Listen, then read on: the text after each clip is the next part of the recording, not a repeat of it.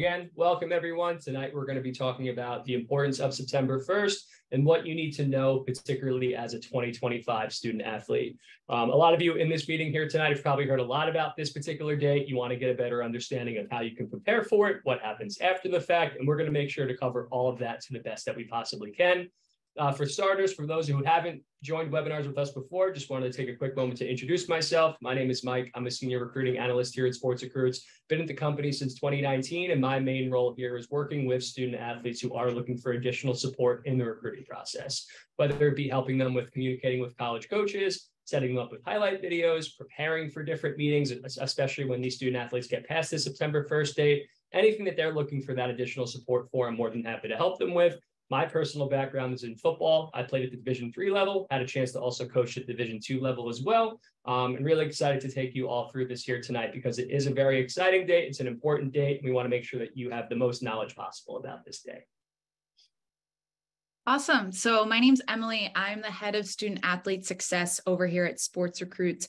So I work closely with our recruiting analyst team, our sales team, and then also our customer success specialist team. So whenever you have trouble with your account, you're emailing in to help, I work with that team to make sure that we're able to help you. A little bit about my recruiting process. I was strictly looking Division III, where I ended up playing basketball at Franklin and Marshall College, a small liberal arts school located in Pennsylvania. During my time there, I worked in the athletic department. I worked with various different teams, and I was also the assistant to the associate athletic director. So like Mike said, September 1st is a really, really exciting date. It's really where you're seeing all of your hard work pay off that you've been doing throughout your entire recruiting process. So we, just want to walk through what this date is, things you should be doing, and then also looking ahead. A few logistical things, like Mike mentioned earlier, this webinar will be posted on our YouTube channel, so don't feel like you need to memorize everything that we're saying tonight. And then you'll also be emailed a recording of this webinar as well. So yeah, excited to go through tonight's topic. Yeah, thanks so much, Emily. And also just to remind everyone, it's a good chance that some of you may have questions at some point during this presentation. We're going to do our best to answer as many of those as possible. As I'm going through, Emily's going to be taking a look at the Q&A box as well as the chat box. So if anyone does have anything that they would like us to address, just make sure that you write it in there. In terms of everything that we are going to cover with tonight's agenda, we're going to start off by giving you a bit of a background on the importance of September 1st, who's affected by it, what sports are going to be affected by it, and also giving you a better understanding of how do you know where you should stand with some of these programs that might reaching out. Emily's then going to take us through the steps that you can take moving forward, and then do a quick recap on, if you have a SportsRecruits profile, how it can help and how it can give you a better understanding of the transparency of the interest you ultimately can receive. And then, like I said, when it comes to questions, anything that we don't get to during the particular presentation, we always save time at the end to try and answer as many questions as possible. So yeah, let's just get right into it, and let's just talk about the importance of September 1st before anything else. And the big part of this date that's really going to be a big difference for those of you in this meeting tonight that are in the class of 2025 high school graduation year, it means that Division I college coaches are now going to be able to contact you directly. That's going to be through email. That's going to be through phone calls, text messages, Zoom meetings. They're going to not have to be as protective in terms of what their level of interest is in you as a potential student athlete. They're going to be able to talk directly about your recruiting process. You're going to be able to set up official and unofficial visits. Keep in mind that that official visit date can change depending on the sport that you play. But again, the biggest thing you should take from this particular date is that communication is really going to start opening up for you, particularly if you are interested at the Division I level. Also, when it comes to people being able to receive offers, that's something that's going to be happening in the near future for some of you as well. We're going to talk more about this later. If you don't get an offer on September 1st, it doesn't mean that you're behind. Some of these coaches, some of these conferences do like to take their time in this process, and keep in mind that this is just the beginning stages of these coaches being able to express this interest. It doesn't mean that you have to expect a commitment. And if you see other people committing in the first week after September 1st, it doesn't mean that you should give up on those programs. It just means that that process and that timeline might be a little bit different for those schools. But the biggest thing to take away is that these Division I college coaches can be a lot more direct and a lot more open about what they think of you as a potential student athlete. I think you're on mute, Emily, just to let you know. Sorry. I was just going to say, as Mike said, this is Division I. Division III could have spoken to you about their recruiting process at any point. Division II, that contact date was June 15th. So this September 1st date is strictly for Division I coaches. Yeah, it's specifically for Division I coaches, and it's also specifically for people in the sports that you see on the screen right now. So football athletes, softball athletes, women's basketball in particular, and then men's and women's lacrosse. Baseball was a sport that was affected specifically by September 1st on this date in previous years, but there was just a new rule that went into effect this past year where that communication date was actually August 1st, so just about a month ago, from a month earlier from what you guys are expecting next week. But the biggest difference for baseball athletes, if there's a chance if any of you are in here, is that official and unofficial visits can starting on September 1st. So that's just one thing to keep in mind. And once again, I know we sent out the invitation to this particular webinar to 2025 grad years and 2026 grad years. For those of you who are in the class of 2026, just keep in mind that this is going to be much more prevalent to you once you get to that point where you are going to be at September 1st of next year. Still great that you're taking this information in, but understand that that's when that communication is really going to start opening up for you if you are in the class of 2026. In terms of what you can be doing to maximize this particular date and what you can do in terms of your communication with college coaches prior to September 1st, first off, if you haven't introduced yourself to any of these Division I programs, now would be a great time to do that. Make sure they know who you are, the position you play, where you're from, what school you play for, what club team you're a part of, what coaches might be a good sense of a resource for those particular college programs to reach out to, and also let them know that you are excited about the September 1st date. The one thing that I would note about this is if you do have Division I interest, that you're more likely to receive some sort of feedback if you've been consistent in your outreach over the last year or so leading up to this date as well. If you're sending an introductory email once you get off this webinar here tonight, the chances of you hearing from a college coach on September 1st is going to be significantly lower compared to someone who has been at this process and has been consistent in their communication. I don't say that to make you feel like you're behind in this process by any means. I just want to make sure that everyone is going to have realistic expectations in terms of what they can expect over the next week. You also want to make sure that you're explaining to these coaching staffs, particularly the ones that are at the top of your list, why those schools are of a high level of interest for you. Is it the location? Do they have the major that you're interested in? Do they have a winning culture on their team? And that's something that you would like to be a part of. There's going to be something that drives you to some of these programs outside of them just being a well-known school or a big name brand school, right? There's something about these programs that you really want to let them know. So then those coaches, when they read these emails, they can see that this is something that is personalized for them specifically. Sending the same message and copy and pasting the same exact email to 25 different schools, you're not going to get the same retention. You're not going to get the same type of feedback when that's the case. So any way you can make this personalized is always going to go a really long way.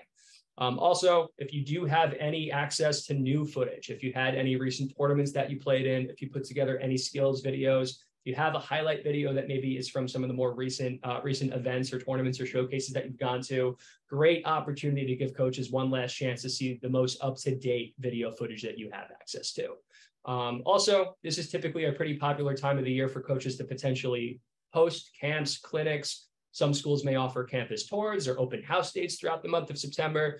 So giving yourself that opportunity to be visible to these college coaches at some point is also a great way to try and maximize that communication as well. In terms of how you know where you stand, like we were saying at the beginning of this, typically the way that these college coaches like to work on September 1st is they're going to go through the potential recruits that they've been looking at over the last year or so, and they're going to reach out to the ones that are at the top of their list. So if you do receive some sort of communication on September 1st, on September 2nd, that usually gives you a pretty good indication that you're someone who at the very least is going to be receiving interest from a number of different schools as well. They might reach out by phone call. They might communicate with you through email. Maybe they sent out a text message to try and schedule a call with you at some point down the road. It can really happen in any way, shape, or form, and just do your best to make sure that you are trying to reply to these coaches quickly and make sure that you are staying on top of everything. Even if it's a school that wasn't necessarily on your radar in advance, it's still good practice to get back to them, thank them for their interest, and still go through that course of communication. At the very least, if you end up having a conversation with a Division I coach that wasn't necessarily on your radar, at worst, it's just going to make you more prepared for those other conversations with the schools that rank a little bit higher on your list. So again, don't necessarily make a decision or say no to any schools just based off of you not sending an email to them a couple of months ago, whatever it might be. If another great way to get a better understanding of where you stand with these programs, since in a variety of different sports, usually college coaches can reach out to a high school coach or a club coach leading up to September 1st to get more information about the student athlete. So they're usually going to be a great person as a point of contact that you can communicate with to get a better understanding of what type of expectations you might be able to have as well.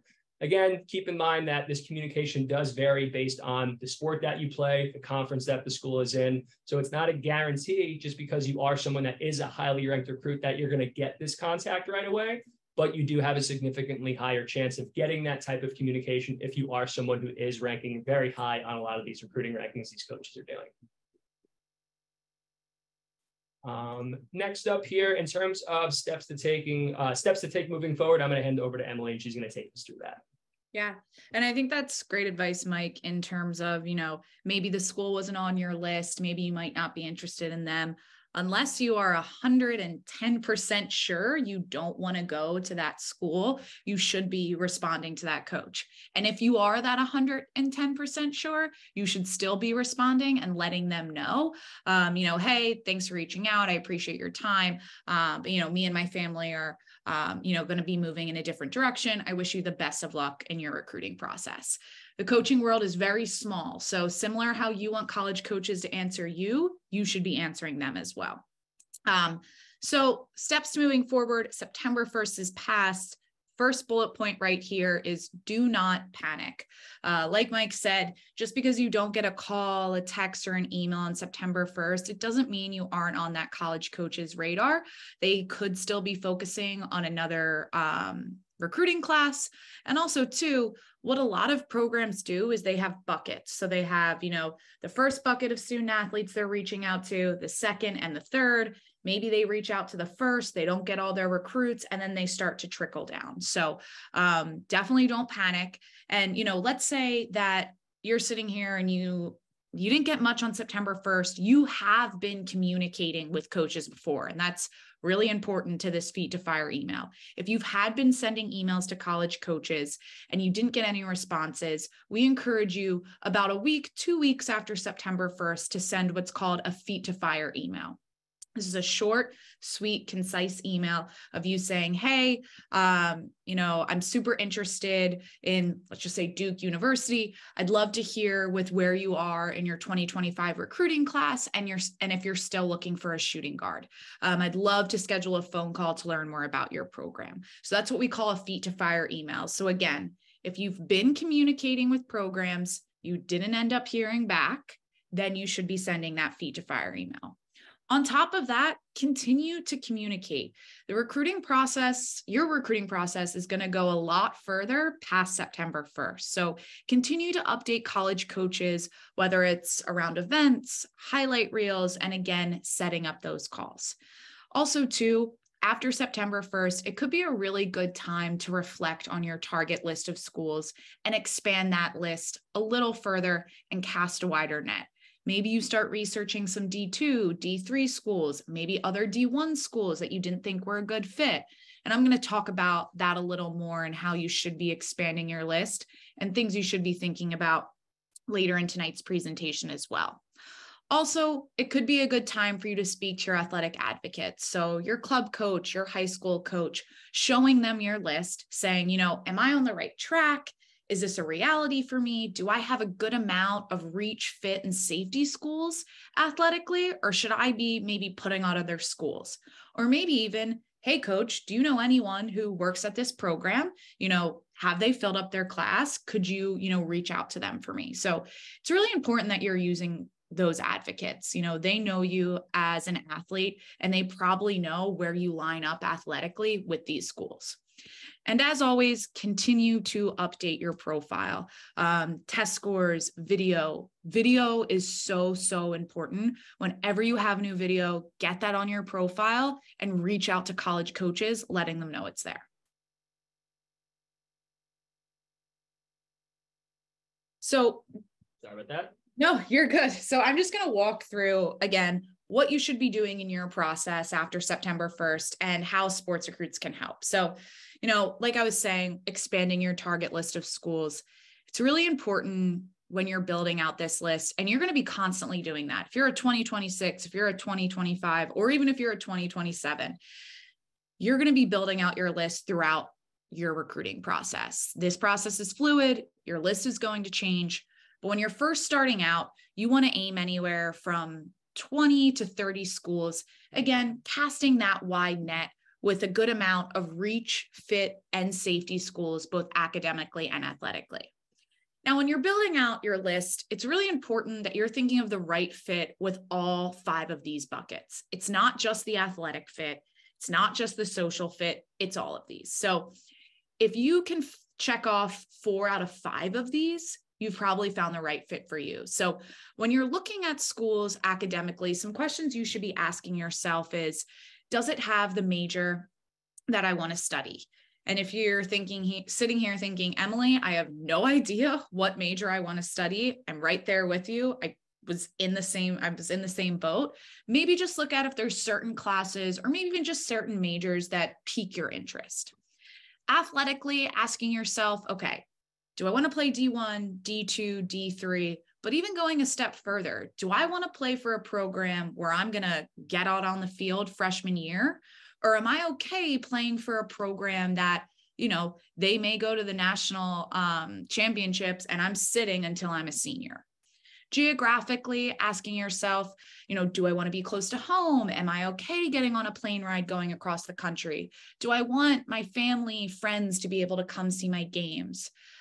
Socially, how large do you want the school to be? Are you okay going to a school where classes could be 400 people? Or do you want to go to a smaller school, a school that has clubs, or maybe you want to study abroad? Is that something you can do at that school? And then finally, the financial fit. That's different for every family, and usually something that you really start to look at when you start to narrow down your list. One thing that I would note about this too is that these different factors that you're going to be looking at, certain aspects of it may be more important to you that might not be as important to someone else. So the geographical aspect of things might be more important to Emily, where for me, it might be more about trying to get an opportunity to play in the field, get on the field right away. So understand that the way that you look at these different factors, it's going to be different compared to maybe the friends and other people that you're speaking to who are going through the process at the same time.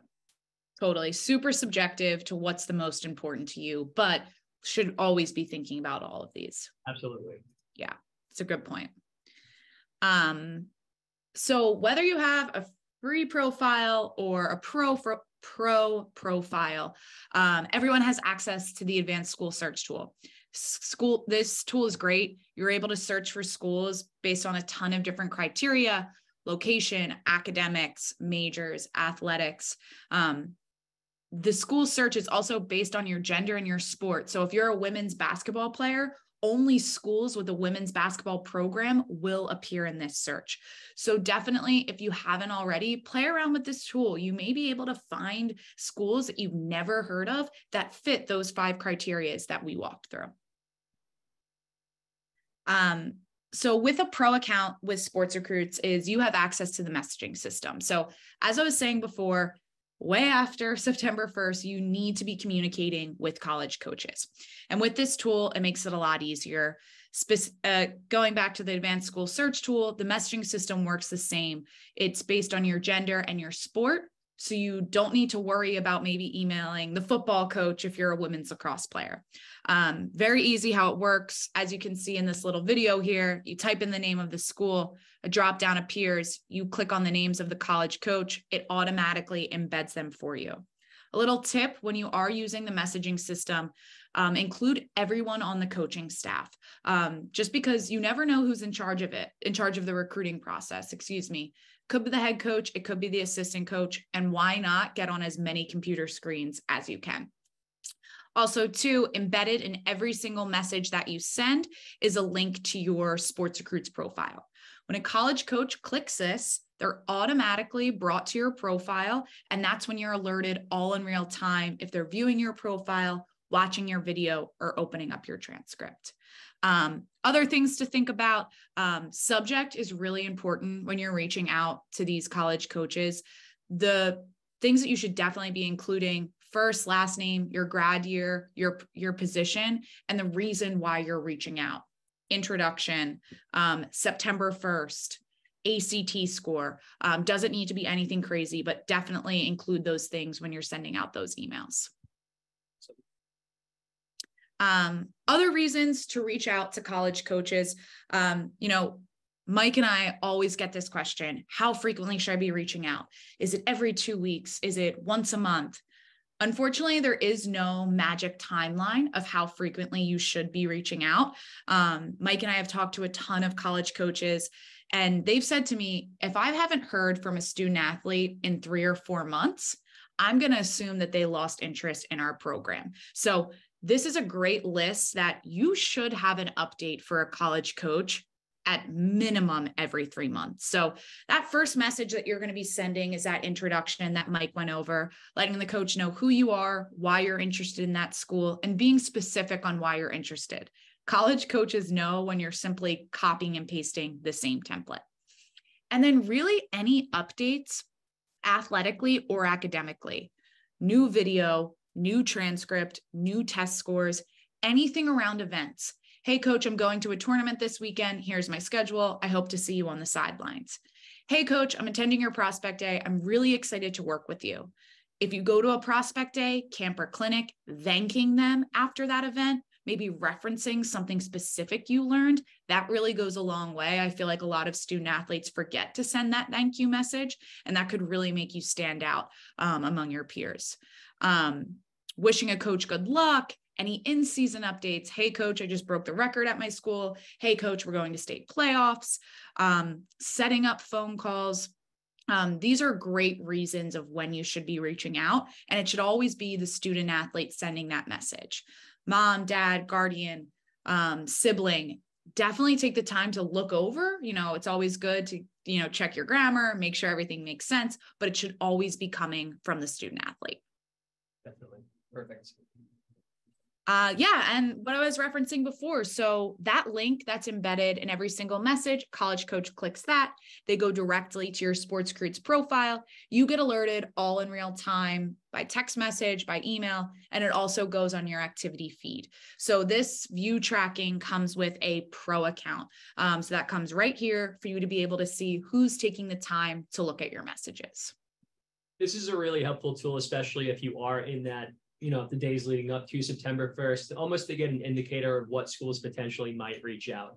So that's why we think it's especially important for you guys to do that direct communication over this next week or so to potentially get all of that most up-to-date information that you now have on the SportsRecruits profile to be seen one last time and hopefully just keep your name fresh in their minds in any way that you could. So definitely make sure you take advantage of that. Totally. And when you receive that notification, there are some do's and don'ts to think about. So once you do get that notification, it's really helpful for you to ask yourself some questions, before messaging that coach. Am I interested in this program? Have I spoken to this coach before? Is this program at the same level in terms of academics and athletics? If you're at an event and you receive a view, wait until after the event to follow up. I think what's really important is just jumping over to those don'ts. You don't need to include in your message, I saw you viewed my profile, and you definitely don't need to message that coach immediately. You should only be messaging coaches with a reason, right? Saying, hey, I saw you viewed my profile. It's, okay. Like you should only be giving them updates, thanking them around events. There's no need to include those view notifications in that. Also too, parents, if maybe you see a coach that viewed your son, daughter's profile and you're at an event, unless you have a really good relationship with that coach, it may not be best to approach them at events because you're usually very busy actively recruiting.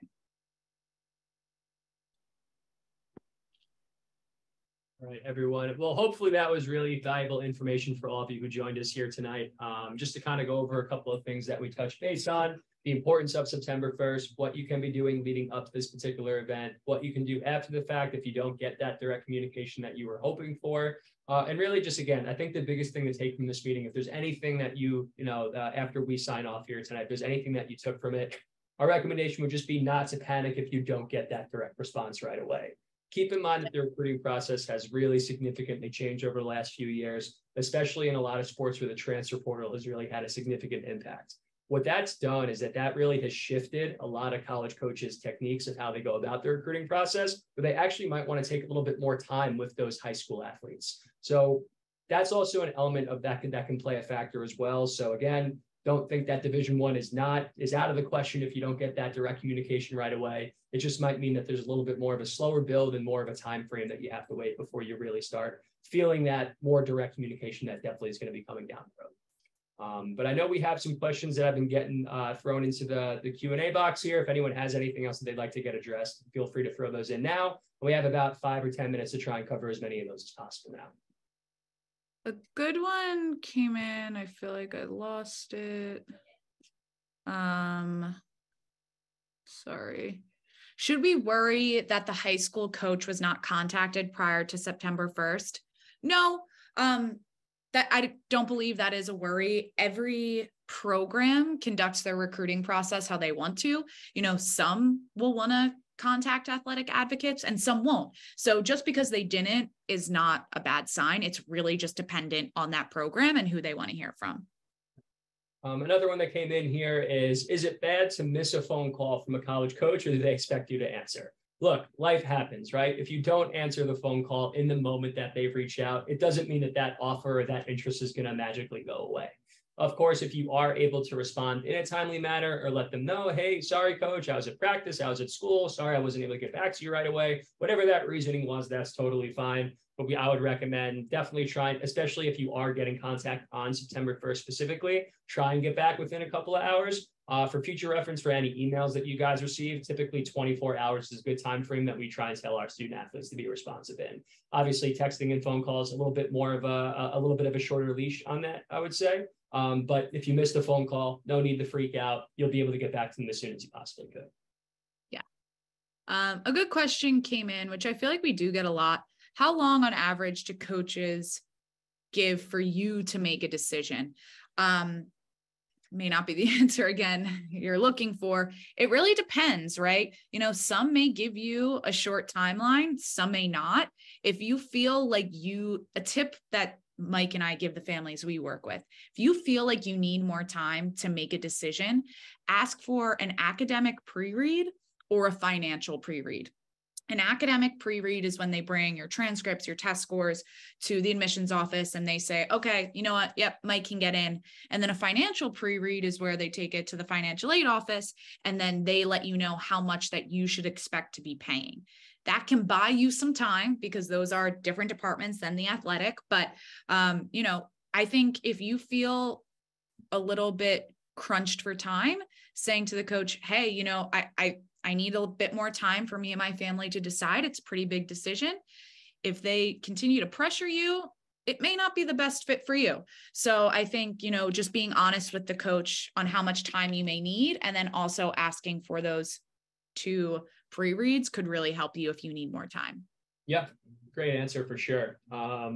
In terms of another question that popped in here, another one that we get a lot as well. What is the difference between an official visit versus an unofficial visit? And really the simplest way to explain it is that an official visit is an opportunity for a college to pay for the recruit's transportation, accommodations, food for you and any family members that are coming for you to go visit that particular school. An unofficial visit means that you're paying your own way to go and see that college for yourself. One thing that recently changed was that student athletes were actually limited into how many official visits they were able to take. That number used to be 5, but there was some legislation that went through, I believe, back in April that now allows student athletes to take as many official visits that they would like. But the biggest thing that you want to keep in mind for that is the biggest difference is official means that the school is going to be paying for your transportation, your accommodations, and anything that you're doing during the time frame of you doing that specific visit. Yeah. This is a good question. What should you talk about during a call with a college coach? So maybe Mike, you should take this. Mike, when he works with his families, they do a specific call called interview prep, where Mike pretends to be a college coach and they walk through the process. So this may be a better question for you now that I read it. Yeah, I would say a majority of the time, the coaches are going to be the one who are leading the conversation more often than not. And the types of questions that you can expect on your end would be, hey, how long have you been playing the sport? Do you enjoy it? What's your favorite part of it? Would you consider yourself a leader? And another one that has come up a lot more recently for a lot of the student athletes that I work with is coaches will sometimes ask, pretty point blank, hey, what are some other schools that you're interested in? And it seems like that's something that ends up coming up a lot in terms of how those student athletes want to react. I say, feel free to be open and honest, even if it's a school that is the direct rival of that particular program. That's just going to add and show more legitimacy in what type of recruit that you are as well. So, if you are speaking to a Division I school and then you list 5 Division III programs after the fact, that might be something that might not be the best idea.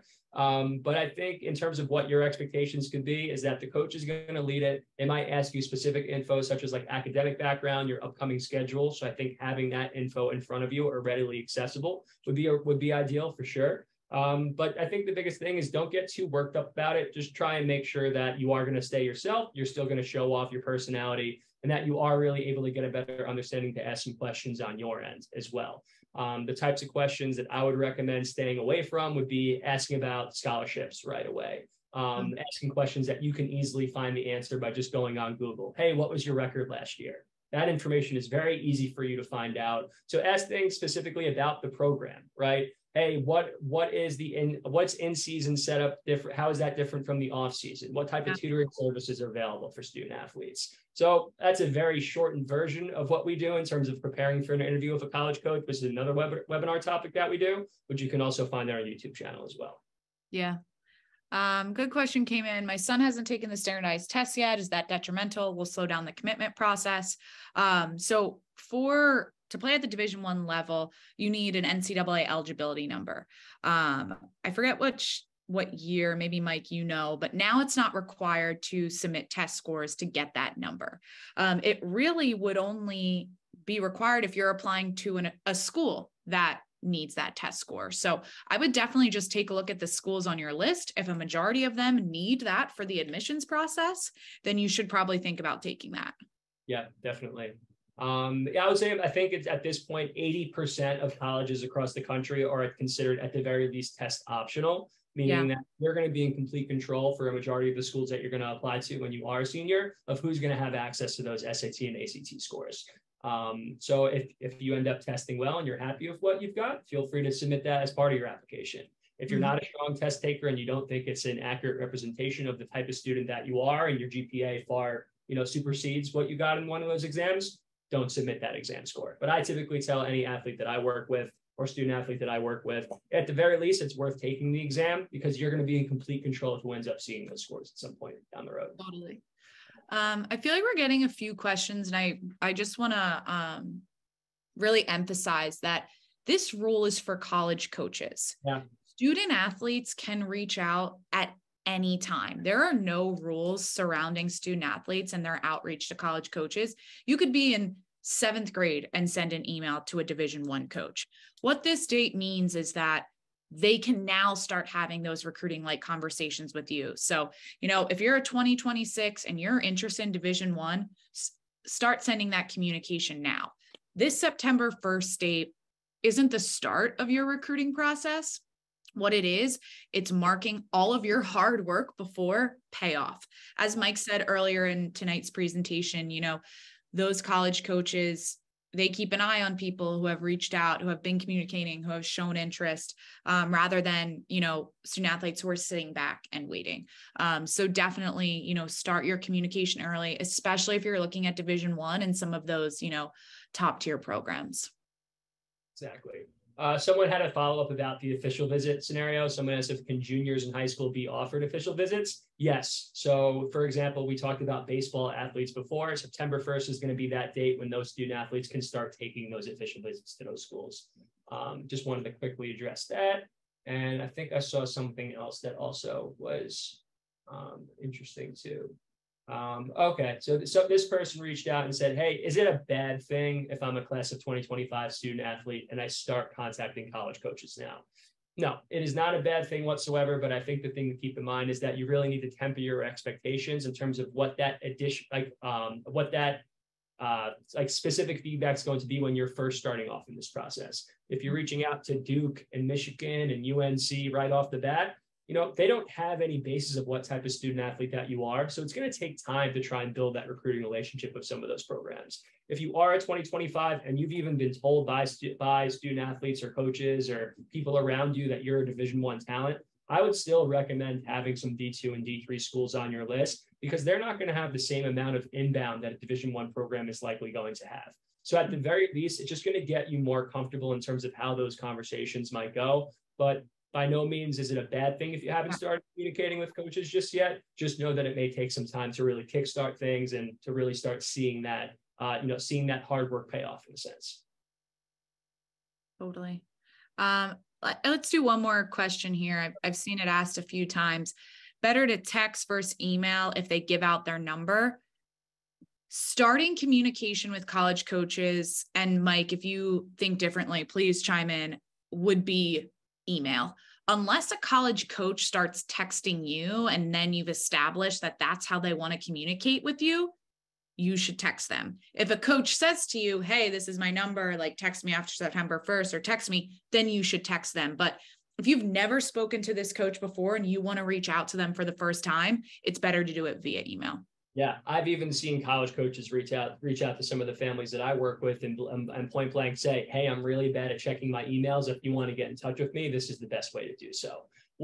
Essentially the best way to, I guess, and exactly what Emily said, the best way to answer that is just follow the lead of the college coach, and whatever the most responsive way they seem to be in communication with you, just follow that and you'll be put in a good spot.